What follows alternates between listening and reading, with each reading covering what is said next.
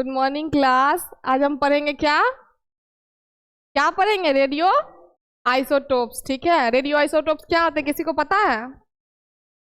बहुत बार बताया है मैंने। क्या होता है रेडियो आइसोटोप?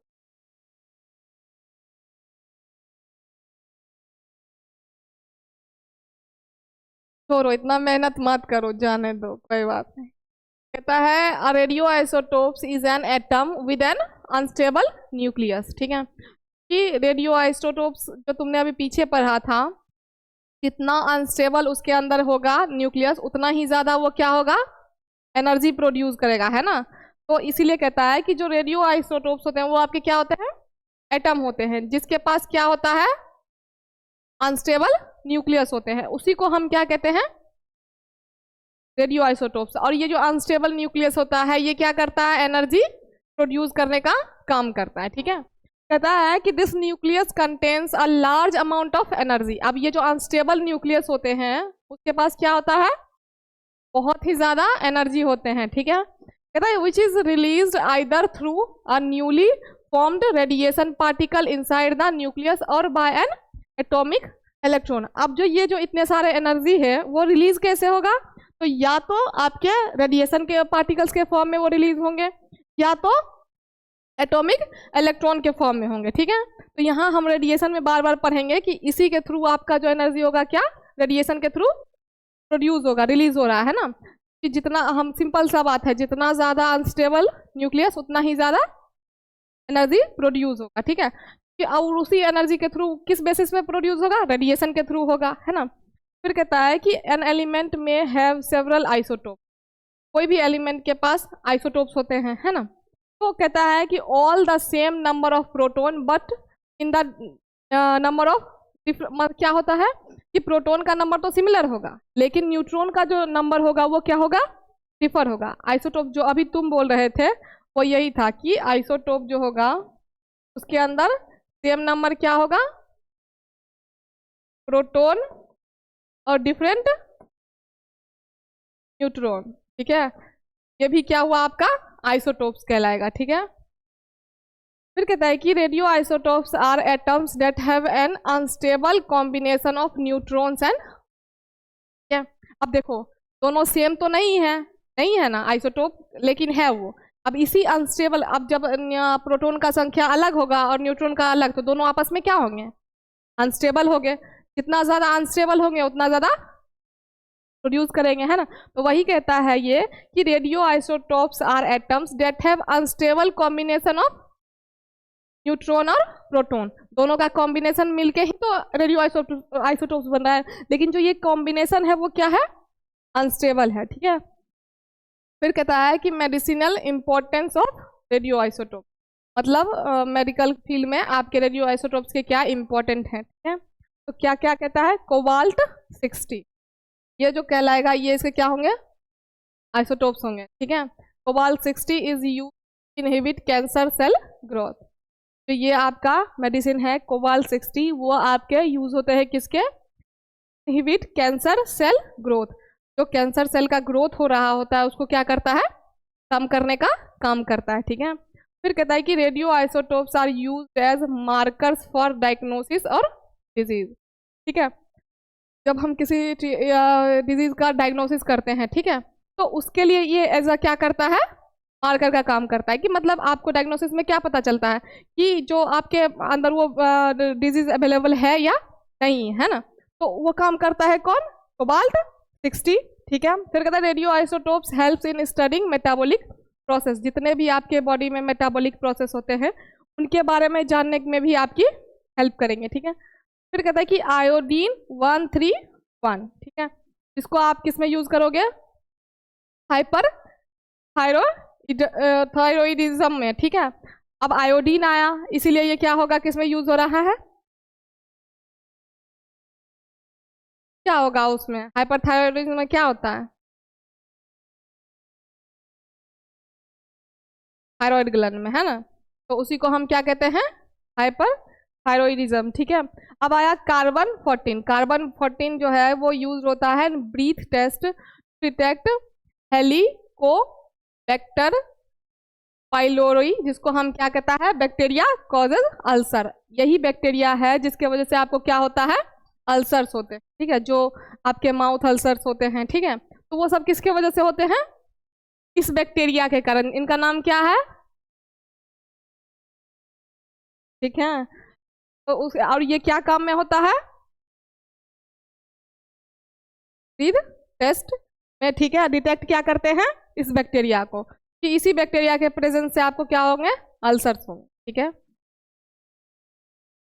फिर कहता है यूज ऑफ रेडियो आइसोटोप, ठीक है। रेडियो आइसोटोप्स के यूज क्या क्या है।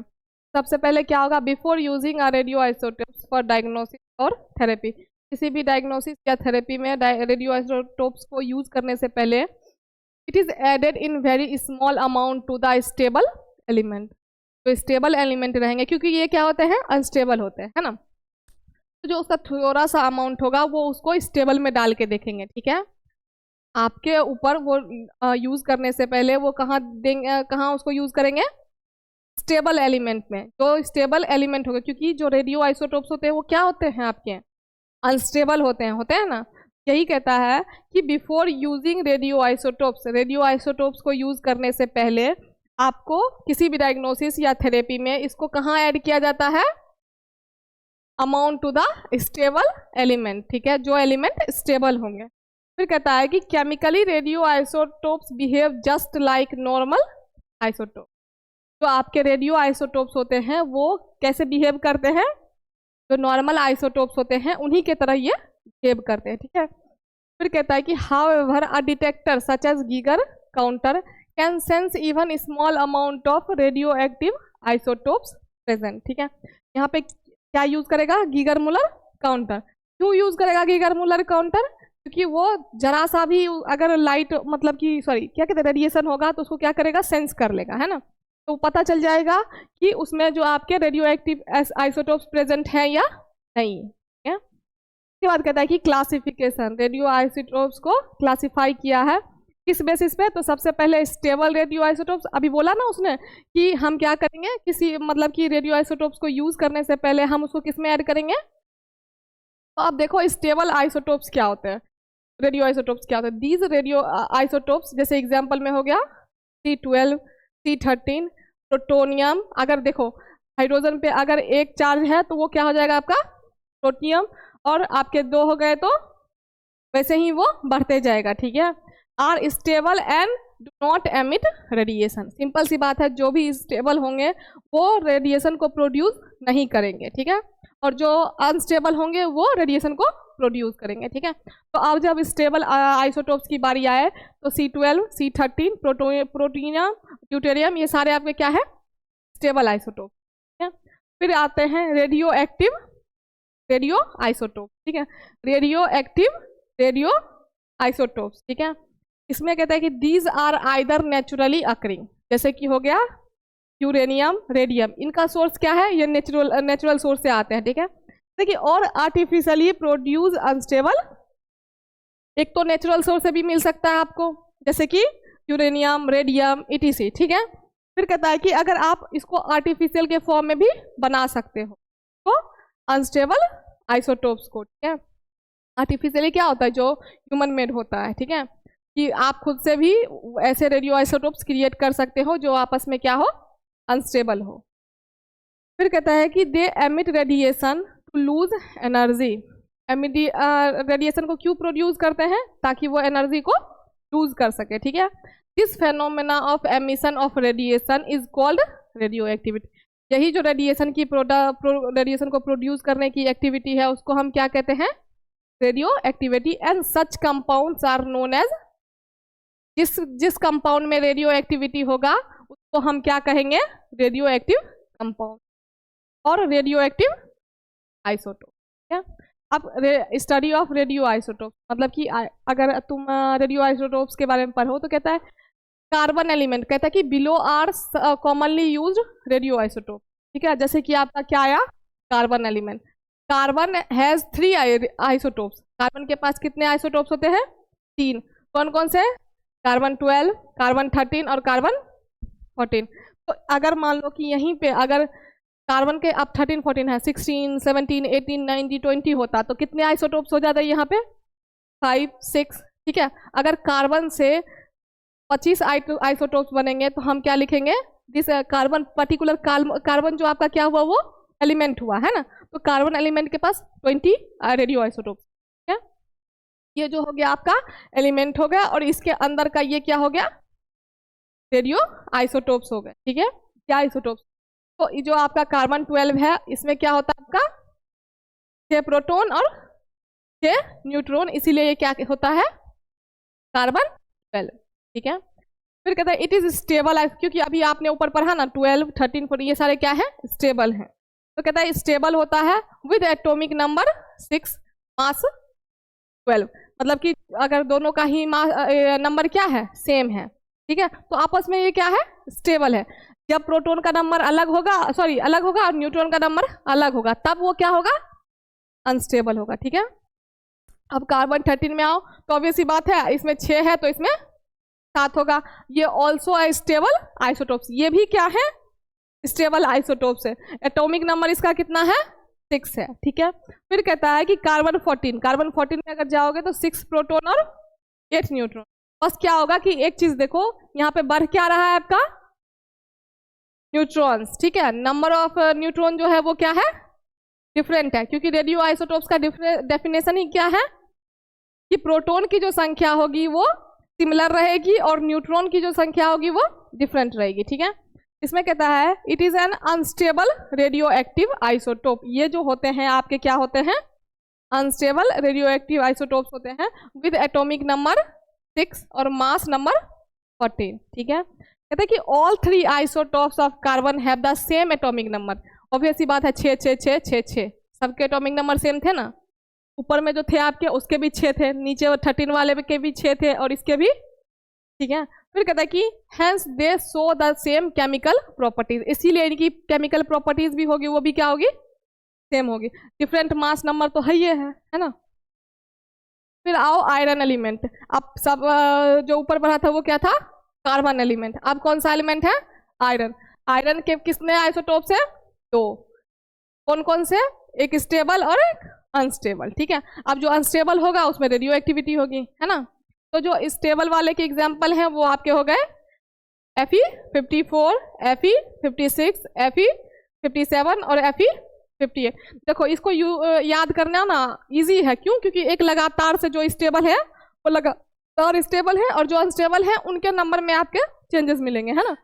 तो यहाँ पे जैसे अनस्टेबल वाले तो 55, कि इसके 54 और 55 के बीच वाला 56 के बीच का गायब है, तो वो किसका क्या है? इसका मतलब अनस्टेबल है। वैसे ही 58 के बाद आपका 59, ये भी क्या हो जाएगा? आपका अनस्टेबल होगा, ठीक है। कहते हैं all isotopes have atomic number 26 और डिफरेंट मास नंबर, जैसे कि 54 56 57 58 59, ठीक है। और एटॉमिक नंबर सबका क्या हो जाएगा? 26। जितने भी हैं सबके ही 26। फिर कहता है कि आयरन 55 जो कि आपका ये है, ये देखो इसका आपका क्या है? एटॉमिक नंबर सभी के 26। आप कहता है कि आयरन 55 एंड आयरन 59 आर,